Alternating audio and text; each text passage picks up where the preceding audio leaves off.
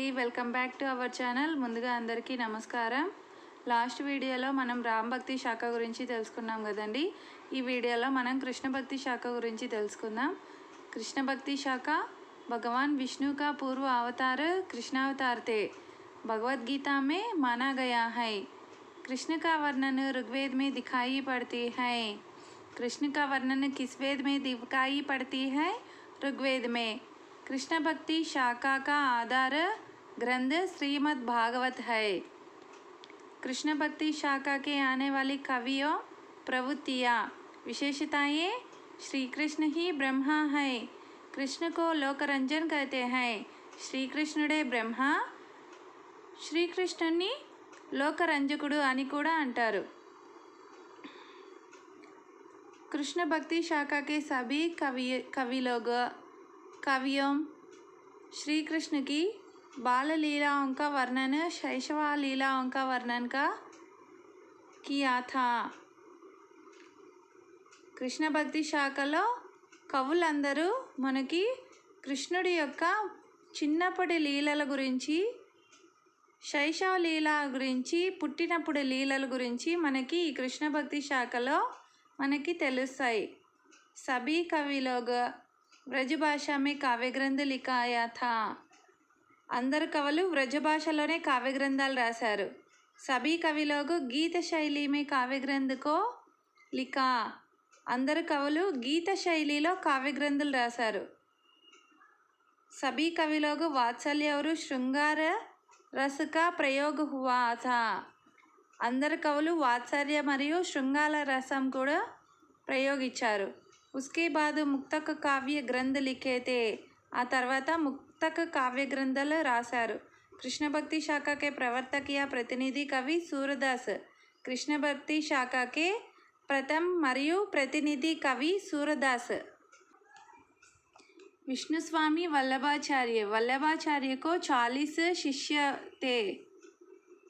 कृष्णदास, कुम्मनदास, सूरदास, परमानंदास।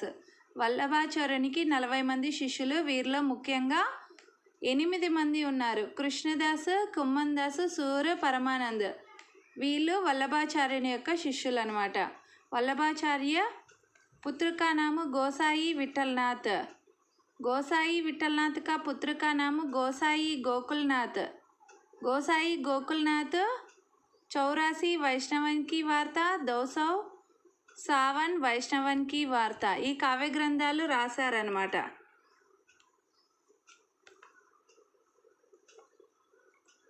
उत्तर भारत में कृष्ण भक्ति का प्रचार करने वाला प्रथम कवि वल्लभाचार्य जी ने। पूर्व मीमांसा बन्य అనుభాష్య ఈ రెండు కావ్య గ్రంథాలు వల్లభాచార్యులు రాశారన్నమాట। ఆఫ్ అధ్యాయ గోసాయి విఠలనాథ్ నే లిఖా థా। సగం అధ్యాయము ఎవరు రాశారు? గోసాయి విఠలనాథులు రాశారు। ఈయనే सूरदास को पृष्ठि मार्ग का जहाज कहा था। अर्थ है भगवान की अनुसार प्राप्त करना। वल्लभाचार्य ने सूरदास को शिष्य शिरोमणि कहा। వల్లభాచార్యుల వారు సూరదాస్ని ఏమని పిలిచారు? శిష్య శిరోమణి అని పిలిచారు। वल्लभाचार्य ने पुष्टि को 3 भागों के बांटा था। फर्स्ट वन मर्यादा जीव जो वेद पुराणों का आचरण। सेकंड वन प्रवाह जीव भगवान की अनुग्रह। वल्लभाचार्य शुद्ध पृष्ठि मार्ग के अंतर्गत आते हैं। वल्लभाचार्य संवत 1565 के पुत्र गोसाई विठलनाथ ने अष्टचाप कवियों का निर्माण किया।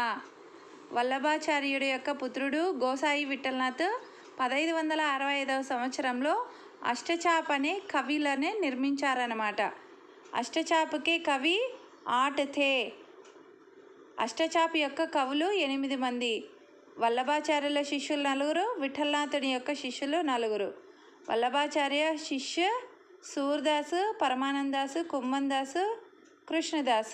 विठलनाथ का शिष्य नंददास, चीतस्वामी, गोविंददास, चतुर्भुज।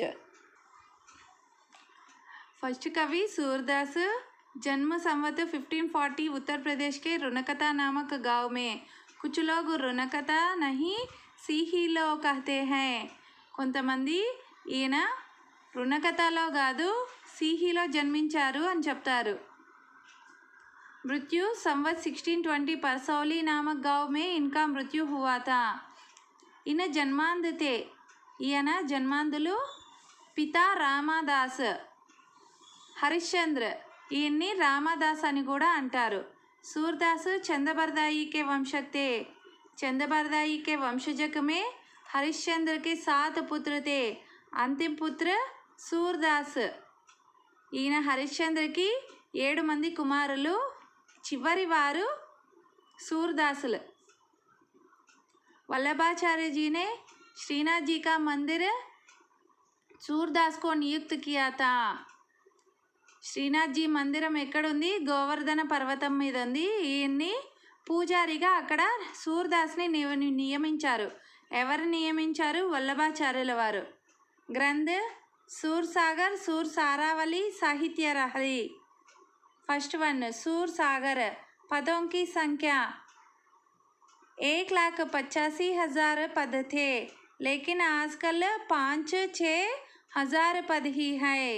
ఈయన పదాల సంఖ్య 1,25,000 పద్యాలు ఉన్నాయన్నమాట. అందులో మనకి లభించిండేటివి 5-6 వేల పద్యాలు లభించాయి. सूरदास को महाकवि कहते हैं. सूरसागर महाकाव्य है. मुक्तक काव्य शैली में लिखा था, ब्रजभाषा में लिखा था. ఈయన सूरसागरని मुक्तक काव्य शैलीలో व्रजभाषలో రాశారు. सूरसागर में कुल 12 ग्रंथ स्कंद थे. प्रथम स्कंद विनय के पद, नवम स्कंद राम की पद, नवम स्कंद राम का वर्णन, दशम स्कंद भ्रमर का वर्णन. सेकंड वन सूर सारावली. दृष्टकूट पदों का वर्णन, पदों के द्वारा भाव नहीं समझना. దృష్టకూట పదం का వర్ణన చేశారు ఈ సూర్సారావర్లో. దృష్టకూట పదాలు అంటే ఏంటంటే పదోంకే ద్వారా భావ్ నహీ సమజ్నా, పదాల ద్వారా మనకి భావము తెలియదన్నమాట. సాహిత్య లహరి. రాధా కా నకసిక కా వర్ణన. सूरदास को वात्सल्य रस और श्रृंगार रस का सम्राट कहते हैं. सूर ही वात्सल्य है, वात्सल्य ही सूर है. ఈ వాక్యం చెప్పింది ఎవరు? శుక్ల్ అన్నమాట. सूरदास ने कृष्ण की उपासना सख्य भक्ति से किया था.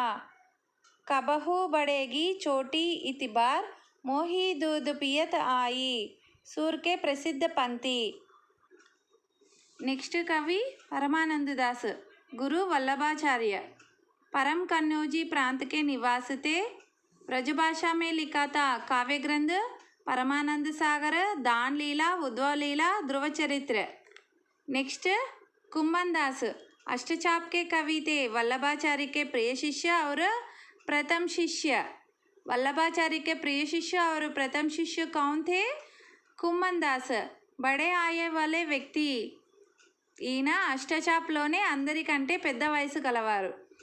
ब्रजभाषा में लिखा था काव्य ग्रंथ फूटकुल पद, राग रत्नाकार, राग कल्पद्रुम.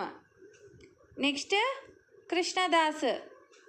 गुरु वल्लभाचार्य, जाति शूद्र, गुजरात के निवासी थे. काव्य ग्रंथ जुगलमान चरित, प्रेमतत्व निरूपण, भ्रमर गीत. ఇంతవరకు మనము వల్లభాచార్యుల శిష్యుల గురించి తెలుసుకున్నాం కదండి. ఇప్పుడు విఠలనాథ్ శిష్యుల గురించి తెలుసుకుందాం రండి. గోసాయి विठलनाथ के शिष्य नंददास. गुरु विठलनाथ कृष्ण भक्ति शाखा के सूरदास के बाद प्रसिद्ध कवि कहलाता है. कवियों में सबसे अधिक ग्रंथ का रचना किया था. नंददास को तुलसीदास के भाई कहलाते हैं. నందదాస్ని తులసీదాసి యొక్క అన్న లేక తమ్ముడు అని పిలుస్తారన్నమాట. रास पंचाध्यायी इनकी सर्वश्रेष्ठ सुप्रसिद्ध काव्य ग्रंथ. नंददास యొక్క प्रसिद्ध सुप्रसिद्ध काव्य ग्रंथम रास पंचाध्यायी भगवत के दशम स्कंद के अनुसार आधार पर लिखा था. दूसरे प्रसिद्ध काव्य ग्रंथ अनेकार्य मंजरी, मान मंजरी, मानस मंजरी, भगवत दशम स्कंद, नभमाला, भक्त नामावली, ध्रुवदास, सुदामा चरित. गद्य रचना नासिकेतो पुराण. నెక్స్ట్ కవి చతుర్భుజదాస్. గురు గోసాయి విఠలనాథ్. కుంభన్ దాస్ కే పుత్ర తే. ఈయన ఎవరి కుమారుడు? కుంభన్ దాస్ యొక్క కుమారుడు. ఎవరు? చతుర్భుజదాస్. व्रजभाषा में लिखा था काव्य ग्रंथ हिनुजी का मंगल भक्ति प्रदाप द्वादशेस. నెక్స్ట్ చీత సాయి. ఈయన్ని చీత స్వామి అని కూడా పిలుస్తారు. గురు గోసాయి విఠలనాథ్. 64 పదం కావ్య గ్రంథ కంకరోలి. చీత సాయి కంకరోలి. గోవింద స్వామి. गुरु विठलनाथ. गोवैया गान गाना. तानसेन भी यहाँ गाना सुनाने के आए थे. गोविंद पर्वत पर उपवन बनाया था. उस उपवन को कदम्बम कहते हैं, इसलिए इस उपवन को गोविंद स्वामी की कदम्बम के नाम से प्रसिद्ध है. अन्य कवि मीराबाई. कृष्ण भक्ति शाखा के सुप्रसिद्ध कवयित्री कहलाते हैं. मीराबाई का जन्म संवत 1573 राजस्थान के मेड़ता नामक गांव में हुआ था. मृत्यु 1603 द्वारका में. पिता रतन सिंह राव दूधाजी के पौत्री. गुरु रैदास. मीराबाई गुरु का नाम रैदास. पति राणा भोजराज. जोधापुर के वंशजक थे. जोधा ఉంది కదండి, వాళ్ళ వంశస్థురాలు. भक्ति माधुरी. माधुर्य कहते हैं. भाषा राजस्थानी मिश्रित भाषा पिंगल. काव्य ग्रंथ मीराबाई पदावली, नरसजी का मायरा, राग गोविंद, गीत गोविंद, राग सरोटा. नेक्स्ट कवि रस्कान. असली नाम इब्राहिम. दिल्ली के पाटन के थे. गोसाई विठलनाथ गुरु को मानते हैं. सवैया रस्कान भी कहते हैं. ఈ రస్కాన్ని మనము సవయ్య రస్కాన్ అని కూడా పిలుస్తాము. एकमात्र मुसलमान थे. 252 वैष्णवन की वार्ता में उतना वृत्त दिखाई पड़ती है. काव्य ग्रंथ सुजान रस्कान. प्रेम वाटिका. भारतेंद्र हरिश्चंद्र ने रस्कान के बारे में कहा था कि इस मुसलमान हरिजन पेट कोटि का हिंदू वारिश. नेक्स्ट कवि रहीम. जन्म 1556 लाहौर. मृत्यु 1626 दिल्ली. रहीम अकबर के कवियों में नवरत्न में एक थे. उपाधि खाना खाना अब्दुल रहीम. रहीम का उपाधि खान खाना अब्दुल रहीम. पिता भैरंका. हिंदी साहित्य इतिहास के दूसरे कर्ण मानते हैं. गंग कवि को 36 లక్షలు రహీం ఇస్తారన్నమాట. स्वतंत्र प्रकृति कवि गंग कवि. नूरजहां हाथी से कुचल डालने से इनकी मृत्यु हो गया. రహీం ఎలా చనిపోయారంటే నూర్జహాం యొక్క ఏనుగు నుండి కింద పడి చనిపోయారన్నమాట. రహీం బరవై చంద్ లిఖాయి గయా హై. రహీం ఏం రాశారు? బరవై చంద్ రాశారు. इसलिए బరవై చంద్ का जन्मदाता कहते हैं. ఇందువల్ల రహీంని బరవై చంద్ కా జన్మదాత అని కూడా పిలుస్తారు.